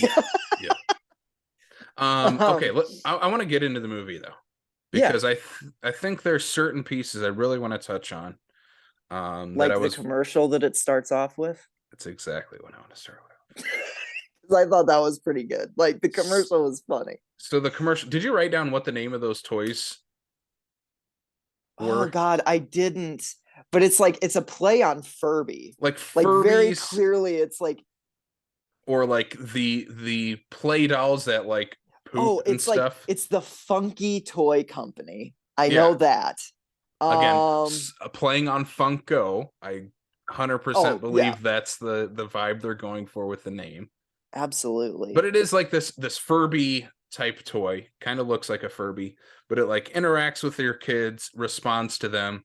You can feed it and it poops. You can make it poop. Because kids, for some reason, are obsessed with toys that poop, and I've never understood that.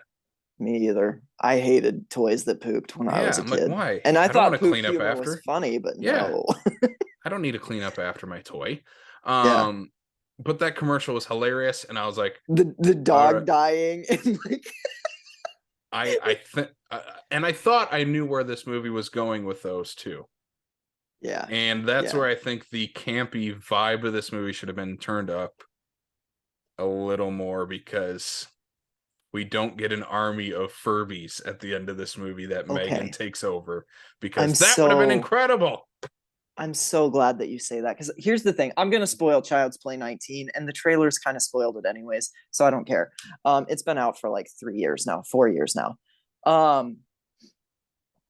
The end of that movie takes place in the supermarket where Chucky uploads his AI into a bunch of good guy dolls and like different appliances and drones and stuff. And like, it's chaos. It's low budget chaos. Like, you can clearly see the seams in the third act. I get why people are like, it doesn't work, but like, for me, it works.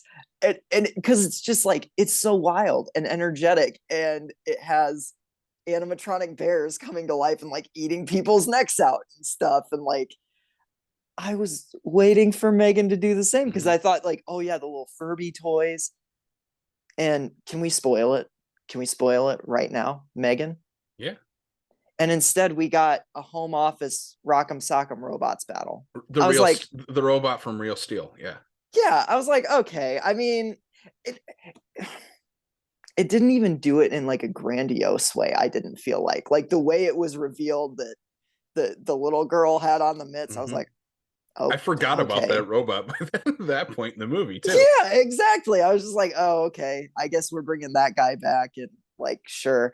But I was like, I so would have rather it been like Furby. And I get it, like budgetary restraints. Like it might have been. I would love to read Cooper's original script for this. Like before the studio did any notes on it, anything like that. I'd love to read the original treatment of this movie because I have a feeling it got a little watered down. And then I think in direction it got even more so. Mm-hmm. But that said, she's already teased that like an unrated cut is probably coming. If an unrated cut comes, I might actually seek it out and buy it. Not that I need more gore in it, but just to see what's changed. Like, I'm just curious.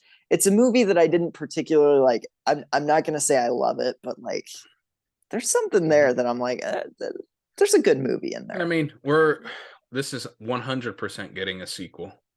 Oh, yeah. Yeah. And I think maybe we can crank up the campiness and insanity in the second one. From that, it goes directly to a scene car accident. I don't think we need in the movie where you have the main girl from this movie. I should have wrote down the character names. I was like, oh, her name is Megan. It's in the title, dude. Katie, who is played by Violet McGraw, who's like in the Flaniverse stuff. Yes, she's in a bunch of those. You know what I realized? She's the younger sister of Madeline McGraw from the Black Phone. They're sisters. Like the sister? Like the sister in the Black? Oh, really? Huh. Yeah. I was like, oh my God, that's so cool. They're both so good. I forgot about that. I hope they stay in horror forever. So I guess plot is that Katie, her parents die. She has to go live with her aunt, Gemma, who is played by Allison Williams. Who I still can't not be afraid of. I'm terrified. I was terrified for this little girl. I was expecting like Bradley Whitford to show up and be like, I would have voted for Obama a third term if I could. And she's like, I don't know who that is. I kept waiting for her to turn on her niece. Like, I'm not even kidding. Like the whole time I'm just like, oh God, her niece is going to be like, Aunt Maggie, get the keys or whatever. Or Aunt Gemma, get the keys. And she's going to be like, I'm sorry. You mean these keys? And I'm just like, You're expecting Katie to just find a shoebox full of other little girls that have lived there before. Yeah, exactly. And I think that just speaks to how good Allison Williams is in Get Out, because like I'm just never not gonna see that. She's great. I think she's really great in this movie. She is. Yeah, she is. I don't want to say overall acting is great. We'll get to. I think there is some bad acting in this movie. But that's the basic plot. And Allison Williams' character, Gemma, works at Funky, this tech company that makes toys. And she's working on M3gan. She's working on like this revolutionary AI toy that is going to be the next big thing in all of technology, not just for toys. It's going to be the big thing. Then her boss at the tech company, is that who you were talking about with bad acting? He's not very good in this movie, and I hate saying that because he's probably a great guy. He is not very good in this movie, and you can't 100% put it on an actor. Go ahead. Can I confess something? Yeah. He was like, I think it was because it was bad and it added to the camp for me. But like the CEO was like my favorite part of the movie. Oh man, I think it's the worst part of this movie. I don't know why. Like it's bad. Like don't get me wrong. Every line reading that he is, I'm like, is he reading off a teleprompter? But like for some reason that just entertained the hell out of me. Like I don't know. Every time he popped up on screen, I was laughing. And I don't think I was laughing at the movie as much as I was laughing at the performance. And whether or not that was by design, no idea. Didn't seem like it was by design, but I don't know. I kind of loved it.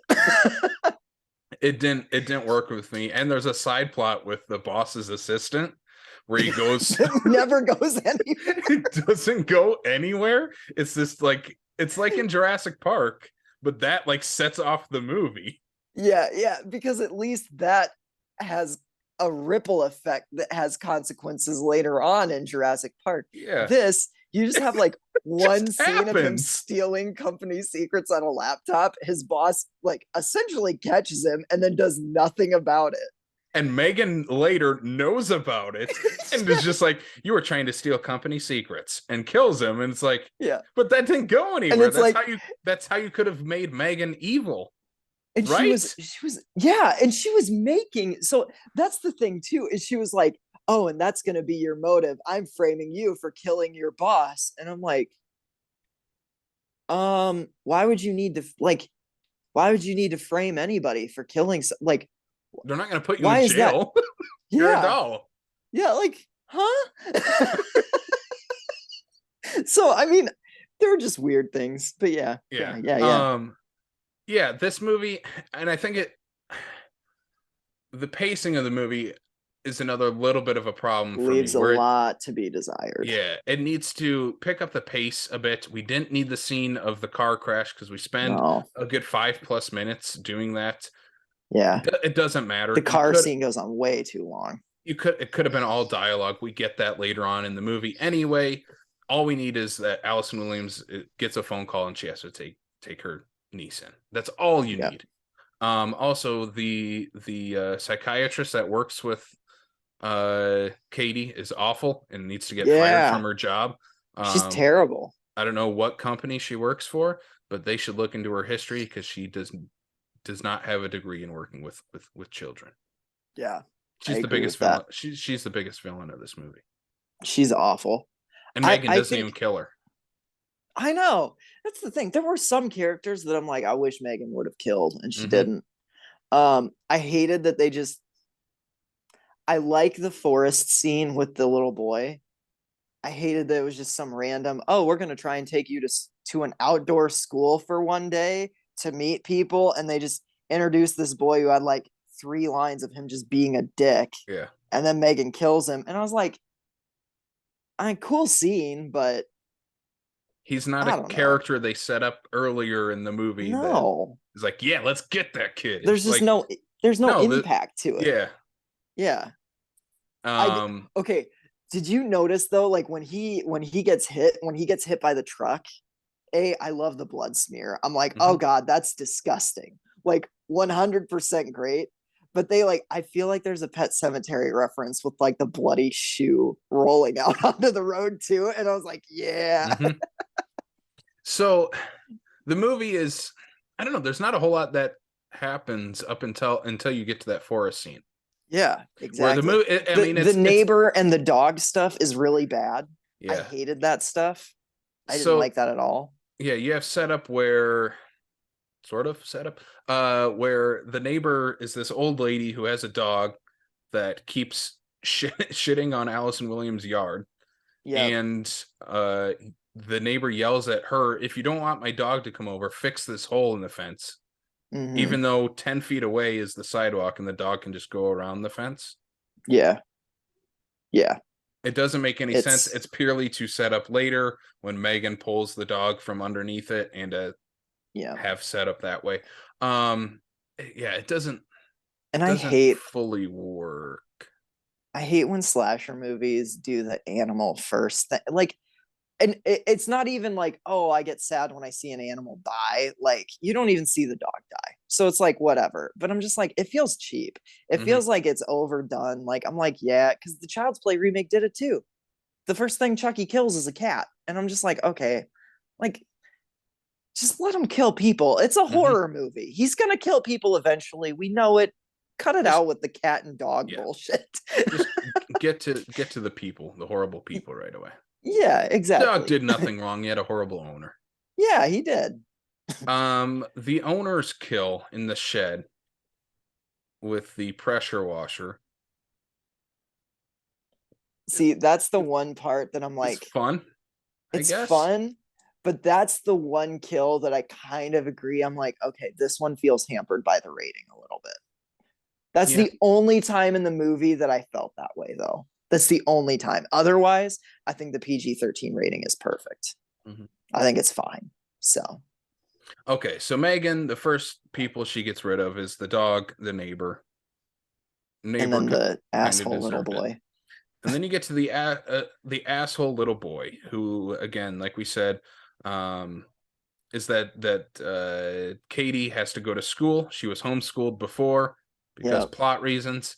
Um, again, this movie sort of has a commentary on letting technology teach children instead of parents actually parenting. I think it does a pretty good job of using that commentary in this movie. It's pretty Decent, effective. yeah. Does Allison Williams learn her lesson by the end? I don't know. We'll see. Maybe in a sequel. But the fact that she goes to this outdoor forest day school, and one of the counselors is like, "Oh, you're bringing two of them," and it's very clearly this weird looking doll. It's like, why are you inviting them? Well, we keep the toys over. I'm like, who is bringing their toys to this thing? Yeah. Although the shot of her sitting with all the like big stuffed animals around the tree, it's pretty funny. It's funny. But again, it shows the attachment that Katie has towards Megan. I think that stuff works. Katie maybe gets a little too annoying with it, where you start to root against her. Yeah. More than you're like, oh no, she's getting corrupted by technology. They kind of oversell the attachment, I feel like. A little bit. Where it's like a little less would have been more, I think. And I think that's a lot of like, this movie doesn't regulate that. Like where it should go harder, it kind of pulls back sometimes. And then where it should pull back, it like really leans into it. And I mean, for other people, maybe that's not how they see it, but that's kind of where I was at, where I'm like, I would have liked more of this, less of this. Yes. And I think that's, I wish Katie would have turned on Megan earlier in the movie, where she's like, yeah, this doll is killing people. That's not right. I know right from wrong. I'm not going to hang out with her anymore. She's terrifying. Yeah. And that because any rational kid would have. And that's, but maybe that's where the sequel's gonna go. You're gonna think Megan's killing people, but it's really that little bitch Katie. And that's where I'm like, she's wearing Megan's clothes. I wish, she turned a little bit earlier, and we could have gotten on her side, and that would have made Megan even more evil going after Katie then, and adds more tension that way. Whereas this Katie movie versus Megan. That's what the movie's trying to set up, and I don't think it 100% works. Yeah. I agree. I want to get to the dance scene. Yes. So that's kind of our next death after the little boy, which kind of doesn't, I don't know, it doesn't matter. It's just a death scene that happens. Takes a long time to get to the next death scene. There's a huge part of the second act where Megan's not really actually doing much. And I'm like, why are we spending, like, just kill someone already? Yeah. And we get to her killing the corporate guy from Funky and his assistant. We get the dance scene, the iconic dance scene now. It's in the trailer, so that's nothing more, nothing less. What I thought was going to happen is the reason she's there is Megan is there, is that they're about to give a presentation on unveiling Megan to the entire world. They're going to have this big press conference. News stations are there. This is the next big reveal. It's like an Apple releasing the next iPhone type of thing. Yeah. And at that point, Allison Williams character, what's her name again? Gemma and Katie leave. And Katie is throwing a fit. I wish this was the point where Katie's like, no, she's evil. She killed that boy, revealing it to Gemma. And they have to turn around and go back and save everyone. Third act happens. Yeah. Instead, we just get the two deaths, and Megan steals a car and goes to the house. Like, which seems weird. And the only like presentation gag was the elevator doors opening and like a couple people seeing it and screaming. Which it's not a great payoff. I would have rather had Megan go up and do the entire press conference and mayhem kill someone on stage. Yes, mayhem starts, and she takes over the entire building because of her AI. And the two, Gemma, who created her, has to go back with Katie, who has the emotional connection to her, to stop them. Yeah. Maybe we'll get that in a sequel. A Child's Play 2, if you will. Like, I hope they go bigger with the sequel. Yeah. But what we get in the third act, I think it's fine. Yeah. It's not It's a a big really lackluster third climax. act to me. Yeah. Yeah. Yeah, because it's just it all takes place in their home. Um, there's not, I mean, the scene where like Megan's got Allison Williams pinned to the table and like Katie's in the other room and like Allison Williams is like, no, it's fine. I'm just blah blah blah. Like that got some laughs out of me. Oh, and going back, the one thing that made like I laughed so hard at two things really. One, the titanium lullaby is inspired. I wish more of the movie leaned into that kind of energy. Yeah. Like the whole like if you take the lyrics at face value, like she's literally bragging about being titanium. And it's so great.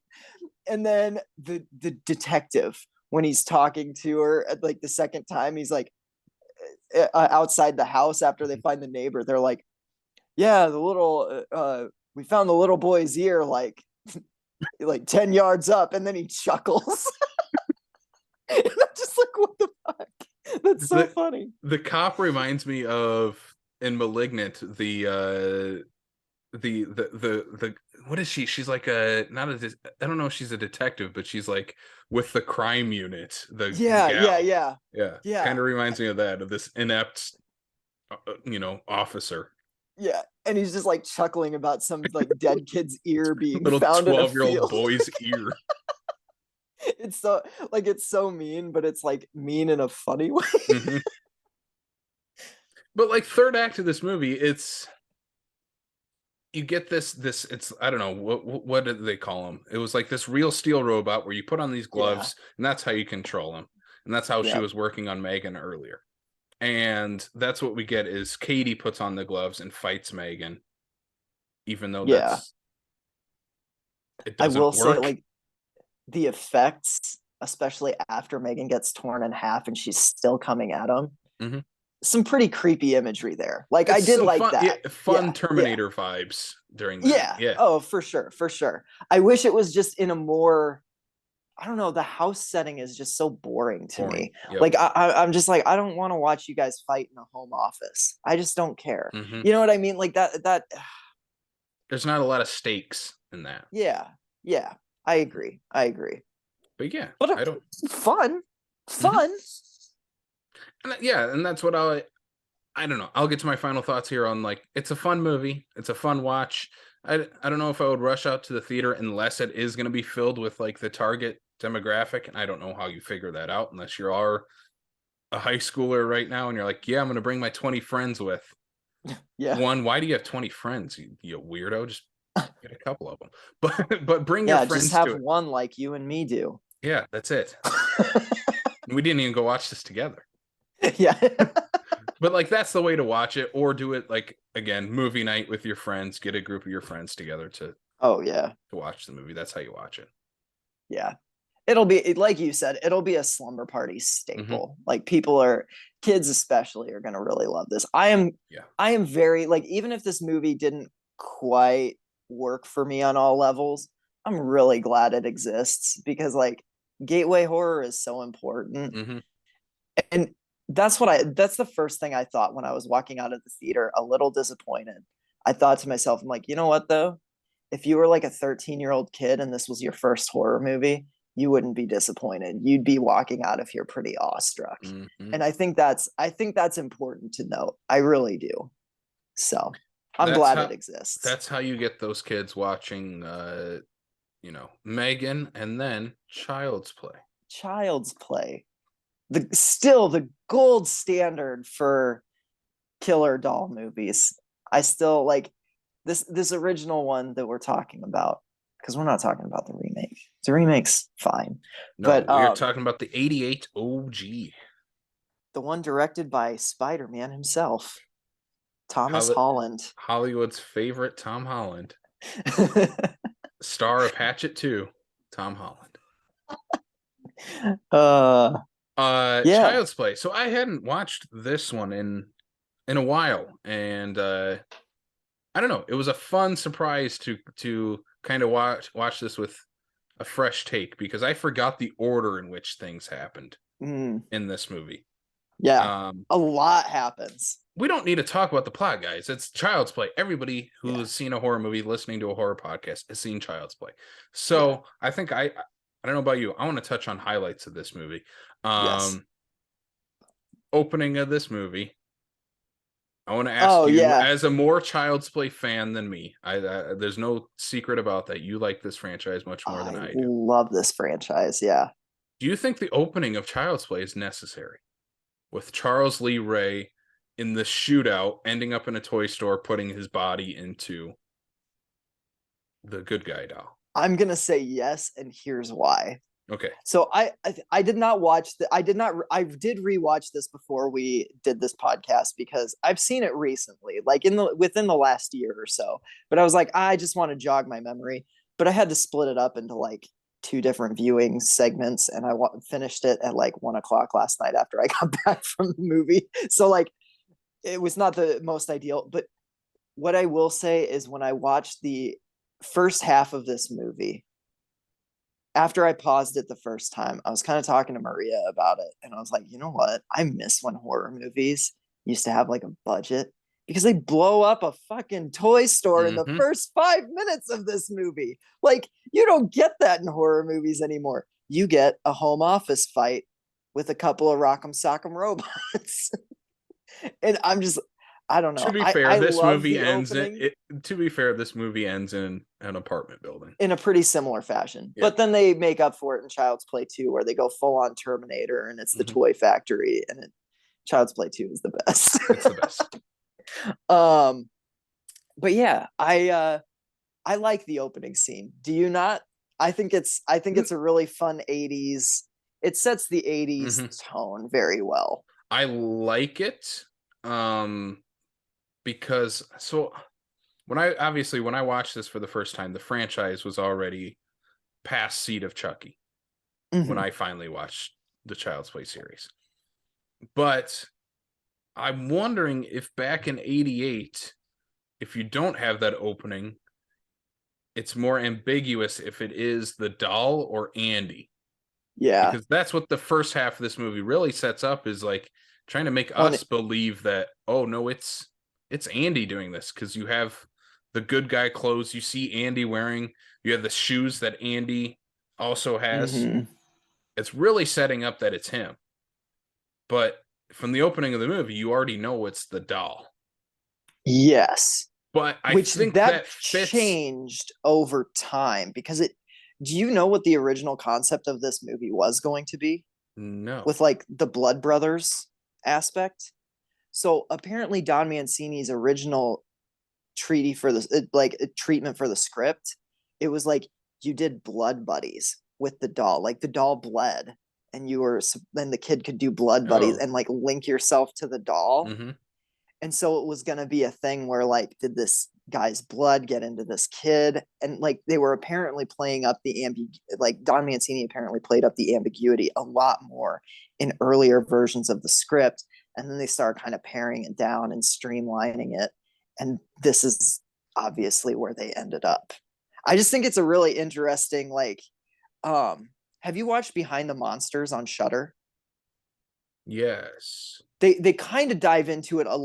I think they dive into it a little bit on the Chucky episode, where they talk about it. And I'm hoping that the retrospective doc, the Living with Chucky, or Growing Up with Chucky, whatever it's called, that Kyra Gardner's doing, I think that's coming out this year, and I'll be interested to see if they touch on that at all, because I always hear about like early versions of the script and how much it changed from like Don Mancini's earliest like vision. Yeah, I was gonna say, I've heard it's fascinating. It's a very different movie from what Don Mancini had in mind, and seeing where the franchise go, where Mancini pretty much has full control, it's like, it's definitely different. But what I will say is the opening of this movie, though, does set the tone great for the entire franchise going forward, because for me, people, and I think this is an insane take, where people are like, oh my god, that first Child's Play is terrifying.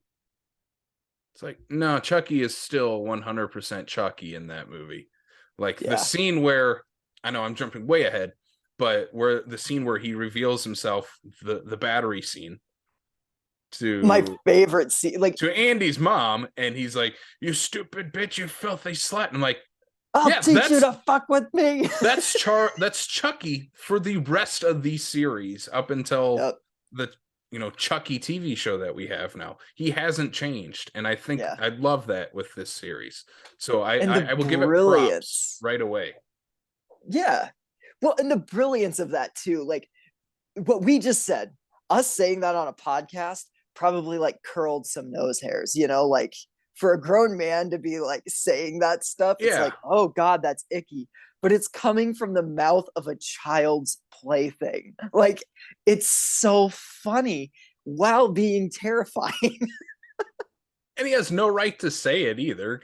Not at all. Like, It's there's just no reason obscenities for it. for saying obscenities. And that's Charles Lee Ray. That's just his character. Mm-hmm. He is just the biggest asshole that like he's a funny asshole because he's stuck in the body of a doll. Yeah. So yes, I 100% agree. I do think this and Child's Play 2 are the scariest ones of them. Okay, Curse is pretty freaky too. I think Curse might be the scariest. Yeah, Curse is pretty scary. God. I definitely like Child's Play. Like, I like this franchise when they lean into the comedy. Like, and that's just how I am with horror in general, I think. I like blending humor and horror. But these first two movies are just undeniably, they're masterworks. And Child's Play being what it is, like Alex Vincent is giving a performance as a kid that's insane to me. I was rewatching this and I think it hit me this time around. He is really young in this movie. He's tiny. Like, when his voice first comes out of his mouth, I'm like, oh my God, he's basically a toddler in this. Like, he's barely out of toddler phase. And this is all happening to him. And that just adds such an element to it. And it's really funny to see him go from being this like very good child actor to like, now he's been out of it for so long, he's a little more stiff in his acting, especially like when you watch season 2 of Chucky, you'll kind of see a little more of like, Alex Vincent isn't really an actor anymore, but he's clearly having fun with it. And that's what I think, like, I don't know. It's been fun to see his progression. And going back after having seen, like, I haven't watched any Child's Play or Chucky things since finishing season 2. And so rewatching this and seeing where it all started, I'm like, oh my God, this franchise is solid from start to finish. Like, to me, I know you don't like Seed, but to me, there's not a bad movie in this. I love this franchise so much. So I looked up how old Alex Vincent is. He was born in 81. This came out in 88. So he's probably 6-7 years old when they're filming. So a little older than toddler, but still really young. Jesus. Still really young. He is also very small. He is a tiny, tiny person. Yeah, but his acting in this movie isn't, I wouldn't say it's like Haley Joel Osment in The Sixth Sense. No. Of child actors, but it's a believable, where it's like this 5-6-year-old boy is like, his doll has come to life. This is how he would probably react if the doll is not reacting back to him when he's with his parents or adults. Yeah. The scene that gets me is like in the psychiatric hospital where he's like pleading with his doctor. He's like, Chucky's gonna come kill me. And his doctor's just like, essentially like, shut up, kid. And he like walks away and like he's bawling in his room. And like this time around, it was like 1 a.m. when I was watching this. So I was like very tired and probably very emotional, but I started tearing up. Like, I was legit like, oh my God, I don't want anything. And I've seen this movie a million times, but I'm like, oh my God, I don't want anything to happen to this kid. And I don't know. There's something powerful about that performance, even if it's not like a like technically sound great performance like a Haley Joel Osment in The Sixth Sense. it works in the like it works in the vibe of the movie Mm-hmm. to where like it's perfect. It's a perfect fit. Like it's a square peg in a square hole. He does the job exactly as it needs to do. And I just think that's awesome. The scene that like sticks out to me every time I watch it is when Chucky is visiting his old partner in crime. Yeah. And when Alex Vincent, Andy is outside looking for Chucky, and you just hear him yell, Chucky. Like, I don't know, for some reason, the way he says it is like, yeah, I can picture a 5-year-old looking for their toy Yeah. that way, of like just calling out their name, like, or like their dog or something like that. Yep. I don't know. It just feels like a pretty real performance from Mm-hmm. someone so young. Um, but yeah, I think again, the tone of this movie still holds up, sets the tone for the entire series. Uh, Alex Vincent is good. I think he's better in 2. I think we get a little bit more with. I think he's better in 2 as well. Yeah. Yeah, I just like part 2. I think a lot. I think that movie really amps up what this franchise can do. It's for me, it's the Dream Warriors of the Child's Play series. Of like, that's the kind of the peak of what you can do with this Yeah. premise. I agree with that. I agree with that, even if I think I put Bride higher in my ranking, but I think that's just because I really like I Bride. like Bride a lot too. Like I don't necessarily think Bride is a better movie than Child's Play 2, but I feel like I find myself revisiting it more Mm-hmm. just because it's a fun kind of turn your brain off one. Whereas like Child's Play 2 is very tense, especially in that third act. Mm-hmm. Um I will say though, Chris Sarandon. yeah. Oh, you go. You go first. I was just gonna say, since we're talking about Alex Vincent, my favorite line of this movie, and I think it's his best delivered line too, is when Chucky's in the fireplace and he's just like, "This is the end, friend." And Yeah. for some reason, I thought that was like the climax of this movie, and it's like pretty early on in the third act. Early on, yeah. That's the thing. This It's a movie, great line, though. Chucky doesn't die. Yeah. And I always forget how this movie ends on like the freeze frame of Andy looking over his shoulder through the door at the like melted doll head grinning at him. And I'm like, fuck, that's a haunting image to end your movie on. Like it really is. I love the ending to this. And I forgot that it was that effective.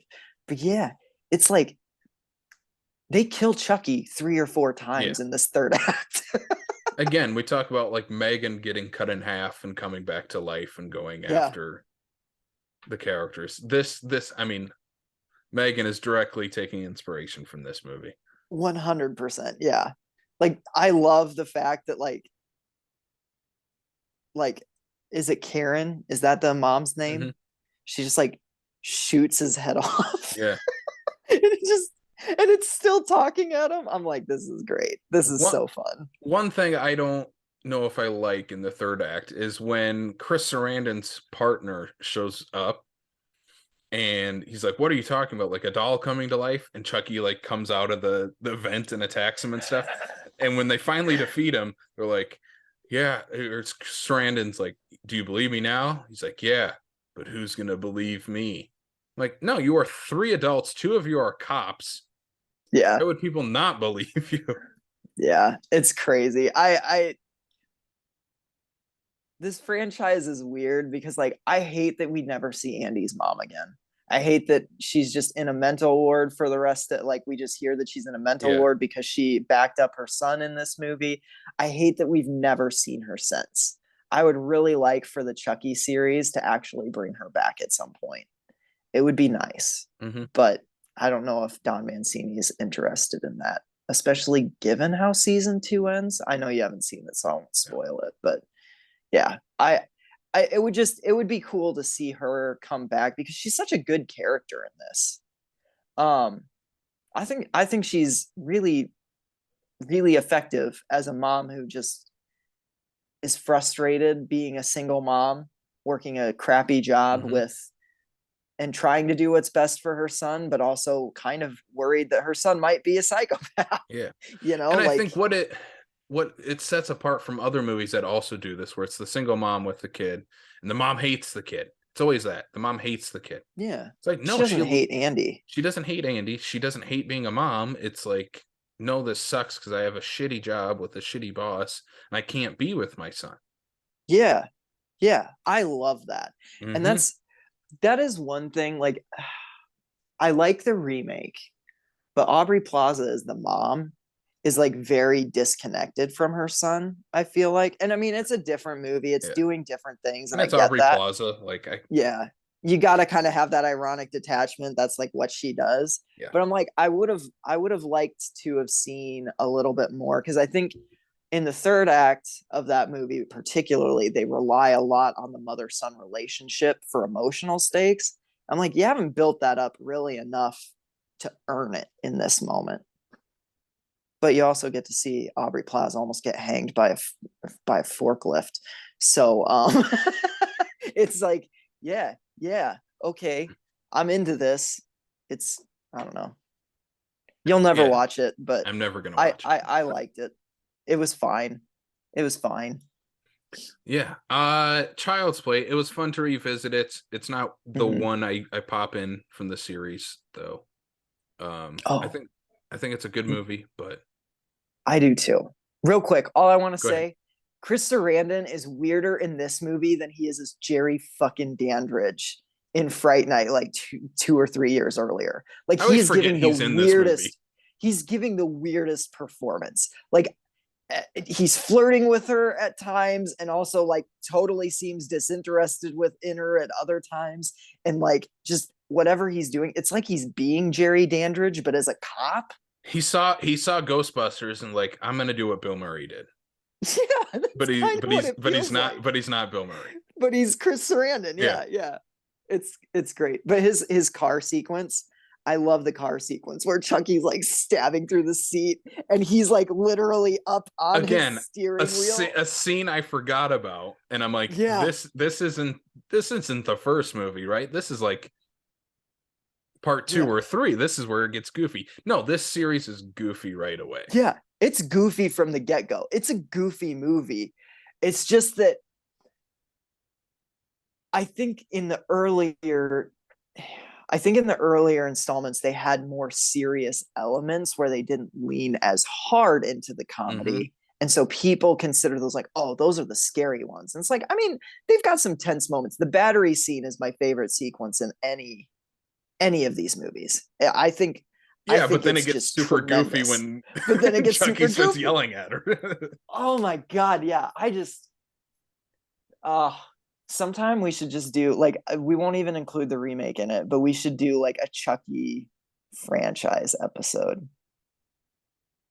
Which I guess we kind of did a mini one right here because I talked about a lot. But I was gonna say, you don't want me talking about Seed of Chucky, Sam. yeah, that's actually no, I kind of do. I want to. No, I have an idea for a segment later that kind of ties into another segment that I pitched to you. We're gonna keep adding segments to this show, guys, and it's gonna be 7-hour show. It's gonna be great. You're gonna love it. Yeah, no, I'll pitch it to you when we're off air. But yeah, I have an idea for a cool thing we could do. So, well, speaking of cool things we can do, we can watch M3gan and Chucky, and that's what we did. We watched M3gan and Chucky. I think both of us recommend, obviously, Child's Play, but I think we both recommend M3gan though. Yeah, check out M3gan. Check out, like, the only thing that I'd tell you maybe don't check out is honestly Velma.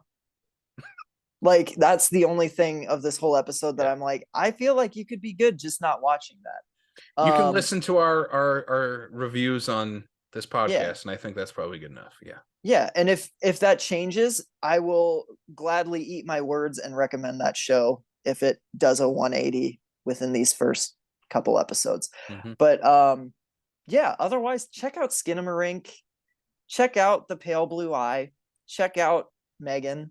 Even if my thoughts on all of those were lukewarm, I still think like everybody's got to give movies a shot. You know what I mean? Everybody's so different. Art is subjective. I'm babbling now. All right, Sam, we're gonna end this thing here. We're gonna end it. All right. what do we do next? How does this show work? What do we do? Are we Shameless recording? plugs. Shameless plugs. Let's do some plugging. So last time we did not say where you can find this podcast. We're gonna do it this time. We have finally set up all the things for a podcast to work.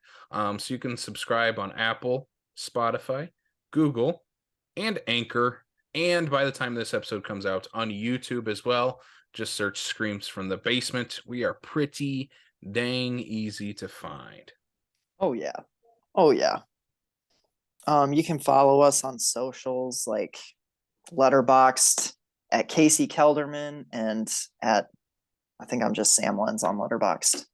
And you can hear more of our movie thoughts there even before episodes air. Mm-hmm. So whatever, if you're on Letterboxd, follow us. That's fun. You can follow me on Instagram, Slenzart. And then you can follow Screams from the Basement on Facebook, Twitter, and Instagram. Shit, I thought you already did that. I'm sorry. Oh, you're good. Again, just search Screams from the Basement. You'll find us. Twitter has a limit, but you'll find the account anyway. Yeah. Cool. God, I'm sorry. I butchered that sign off. You did. I apologize. It was everybody. horrible. You're gonna make up for it right now, Sam. You're gonna send us home before I hit the stop. Okay. Are you ready? Okay. I'm gonna send us home like Skinamarink did. All right. What's your name?